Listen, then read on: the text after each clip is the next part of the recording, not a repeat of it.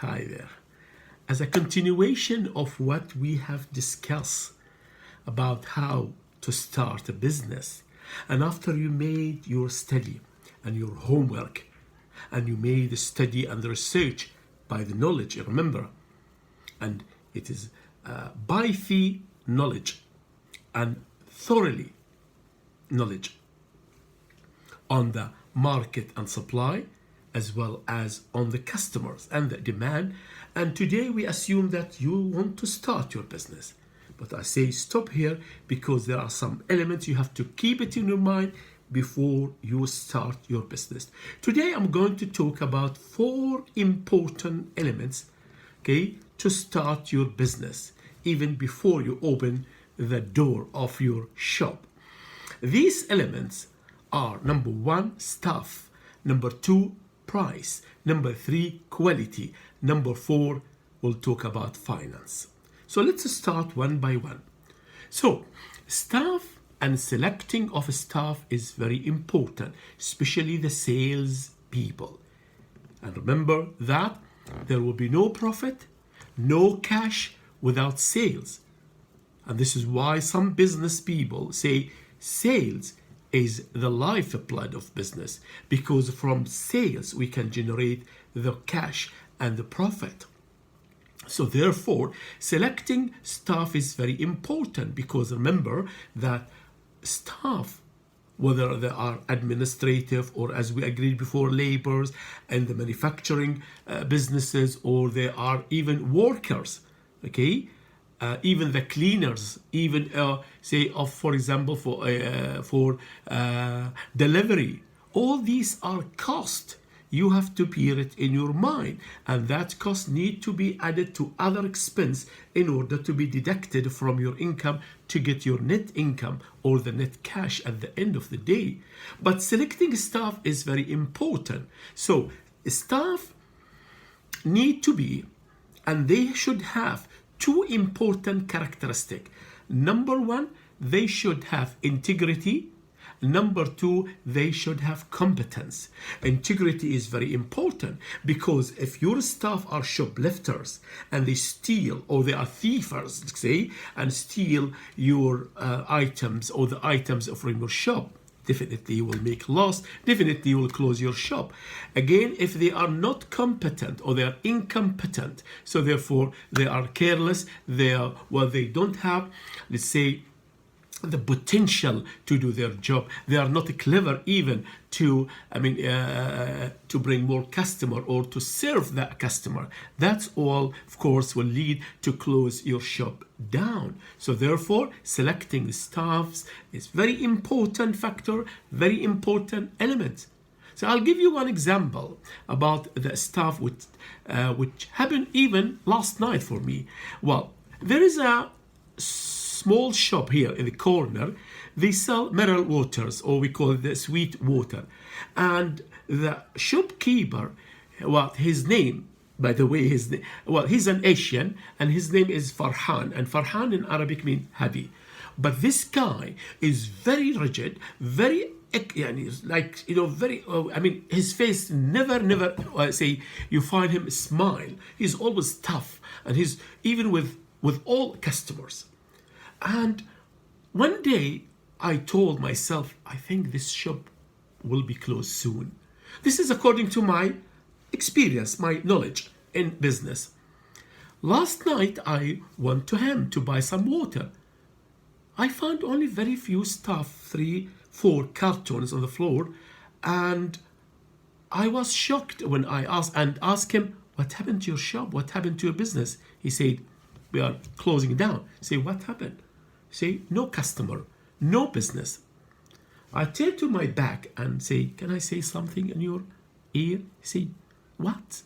He say, do you know why? I will give one reason. Of course, I don't know the other reason. He say, because of you. He say, what do you mean? I say, you are not friendly with your customer. You are not serving the customer well.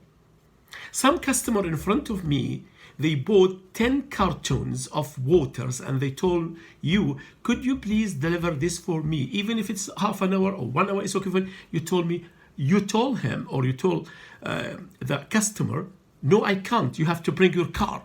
And you told him in very rigid way. The customer did not come back again. He say, look, sir, in fact, I'm not the right person in this shop. I am an electrician, but I apply for this job, and the shop owner, he give me this job, but I'm not good in selling and serving the people. Say, look, this is the problem. This is the problem. So I told him, tell your owner to be careful in selecting the staff. This is one example. So this is about competence. Whereas other example, of course, I cannot say it. There's some people steal from the shop, from the store. So they have shoplifting. Sometimes say, well, for my kids, I will take some. I keep it in my pocket. Or some gifts definitely will close down. So you have to be very careful in selecting your staff. Now, this is staff, and the cost of the staff will affect your price, and will tell me how. Okay, now selecting the price is also very, very, very important. Need an intelligence, need a careful talent. Selecting the price, assume that there's no pressure from the government on the price, and you are the one, you have to decide your price. Look at the competition, especially if competition is very hot. You have to be very careful about the price. So, of course, selling more than your competitor, it will close your business down. Even if you sell cheaper than your competitor, it will have short time or short term, and then will close down. So therefore, in order to to be within that competition, especially if it is hot competition, study your price carefully. You have to include every single expense in this price. I mean, every single cost. Okay. For example, you have to keep, as I say, the cost of your staff, the cost of labor.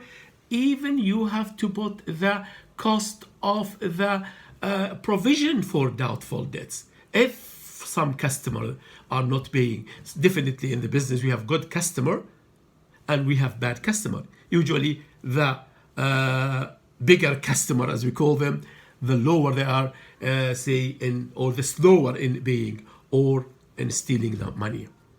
This is rules. Usually small customer, they pay on time and pay, for example, assuming that you give a credit. So you need a credit control in this case, yes?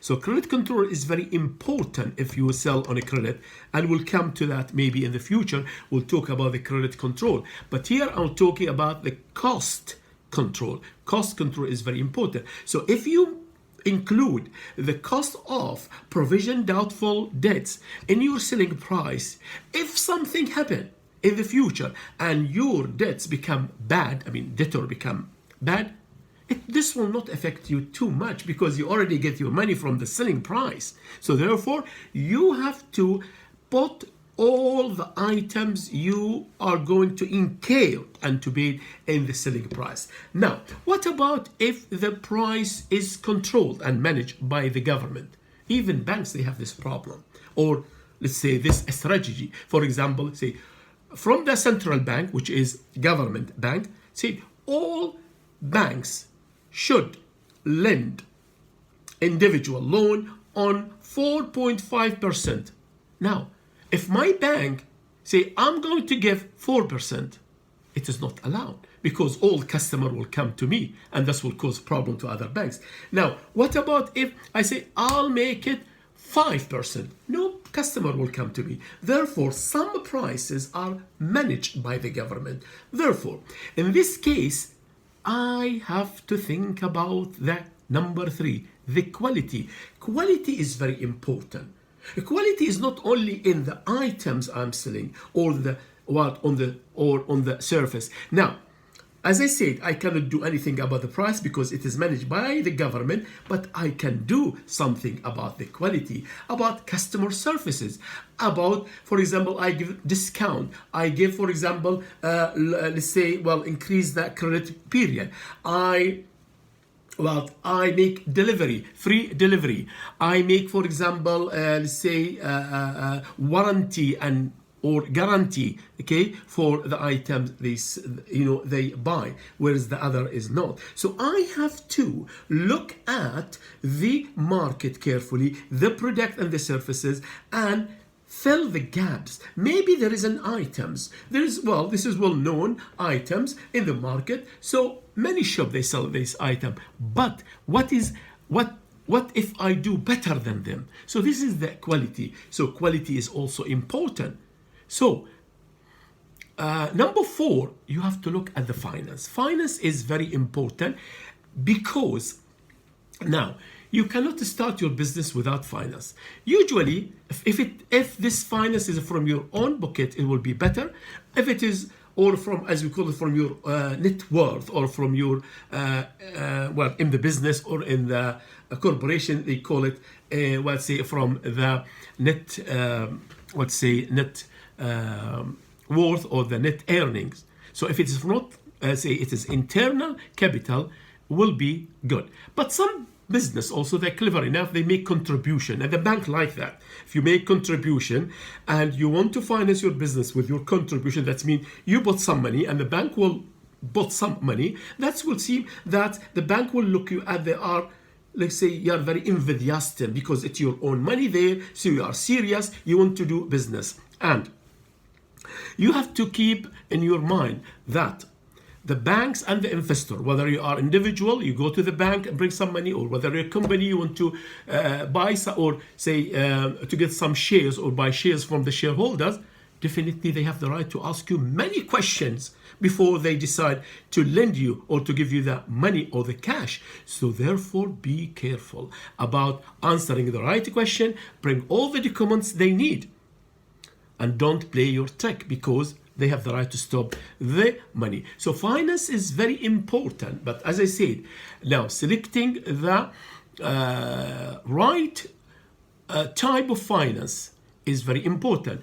Do you need an overdraft limit? Do you need loan? Do you need short-term loan? Do you need long-term loan? Do you need shares? Do you need debts? All these are to be taken into account. But before you go to the bank or before you issue shares, you have to keep in your mind that your ability to pay the interest or pay the dividends or pay other expense, you have to include other operation expense to this finance expense.